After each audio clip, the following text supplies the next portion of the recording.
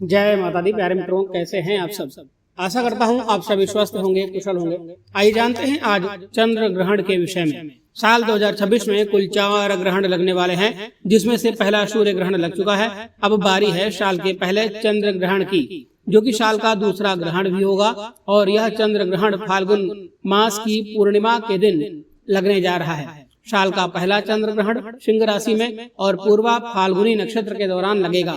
इस समय धृति योग भी बन रहा है, जिसका ज्योतिषीय दृष्टि से विशेष महत्व भी माना जाता है। आइए जानते हैं चंद्र ग्रहण के सही समय, सूतक काल के समय के बारे में, और ग्रहण काल के दौरान गर्भवती महिलाओं को क्या क्या सावधानी बरतनी चाहिए, इस बारे में। वीडियो बहुत ही महत्वपूर्ण है, पूरा जरूर देखिएगा। पसंद आए तो वीडियो को लाइक करना मत भूलिएगा। ग्रहण लगने के पीछे धार्मिक मान्यता यह है कि जब चंद्र ग्रहण या सूर्य ग्रहण लगता है तो राहु केतु के प्रभाव से चंद्र ग्रहण या सूर्य ग्रहण लगता है।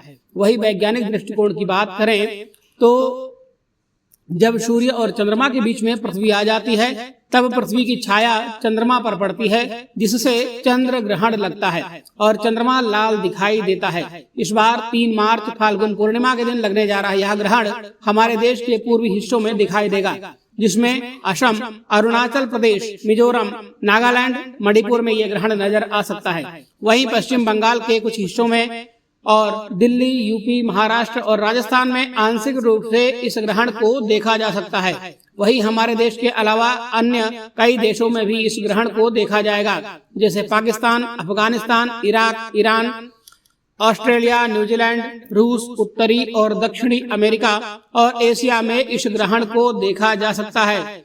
चंद्र ग्रहण का सूतक काल 9 घंटे पहले प्रारंभ हो जाता है और सूतक काल को हिंदू धार्मिक मान्यताओं के अनुसार अशुभ समय माना जाता है। और सूतक काल की कुल अवधि से लेकर ग्रहण काल की समाप्ति तक पूजा पाठ या मंदिर से जुड़ा हुआ कोई भी काम नहीं करना चाहिए। मूर्तियों को छूने से बचना चाहिए। नए काम की शुरुआत नहीं करनी चाहिए। कोई भी शुभ या मांगलिक कार्य हो तो ग्रहण के कारण इस काम को आज के लिए टाल देना ज्यादा सही रहता है और बिना जरूरत के बाहर निकलना ठीक नहीं माना जाता। खास तौर पर गर्भवती महिलाओं को चंद्रमा की रोशनी में आने से बचना चाहिए। बुजुर्ग, बच्चे या बीमार लोगों को ग्रहण की उपलब्धि में घर के भीतर ही रहने की सलाह दी जाती है।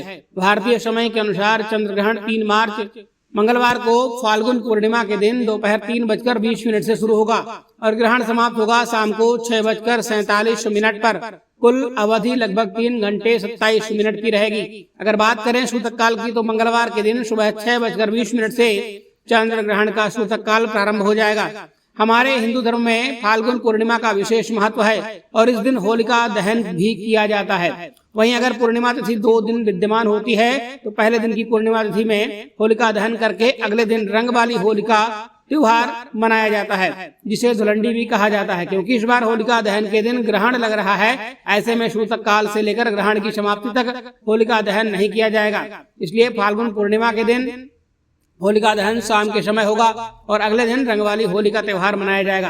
तो फाल्गुन पूर्णिमा को मंगलवार के दिन जो लोग भी पूर्णिमा का व्रत या स्नान दान करना चाहते हैं, वो सूतक काल लगने से पहले यानी सुबह 6:20 से पहले पूजा पाठ कर लें। व्रत का संकल्प ले सकते हैं। व्रत इस दिन रखना ज्यादा सही होगा, क्योंकि ग्रहण के दौरान किया गया उपवास, मानसिक रूप से किया गया मंत्र जाप या किया गया दान कई गुना फल प्रदान करता है।